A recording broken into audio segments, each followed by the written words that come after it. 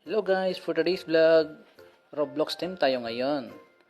Yung cake natin guys is na-coat na natin, na-cram coat na. Ayan, nilagyan na natin siya ng icing gamit yung piping bag.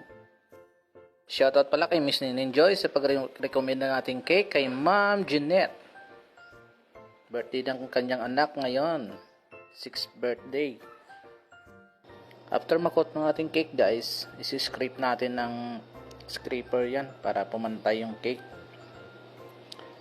Ayan, scrape natin yung kanyang icing. Ganyan lang yung pag-scrape guys. Dahan-dahan lang.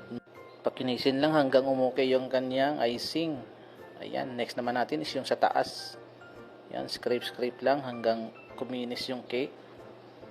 Gumamit ako ng spatula para pumantay yung pinakataas. Para maglagay tayo ng kanyang border is pantay yung kanyang design.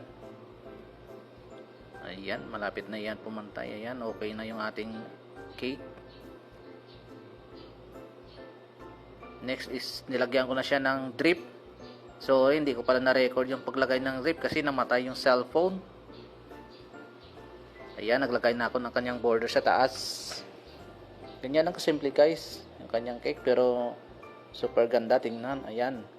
Yan yung kanyang topper na. Ginawa ko lang siya DIY. From Google. Ayan, nilagyan ko na siya ng edible pearls. Para may design naman yung pinakababa. Base sa binigay ni ma'am. Ayan, malapit na yan matapos. Meron din siyang edible pearls sa taas, dragis. Ayan. Ayan, tapos na yung ating cake guys. Salamat kay Ma'am Jeanette. Ayan, Roblox yung ating team ng cake.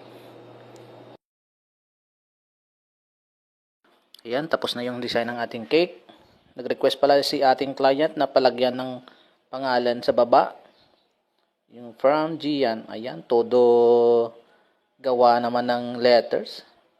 Practice lang hanggang umukay yung ating calligraphy. Charing kanding. Ayan, malapit na yan guys.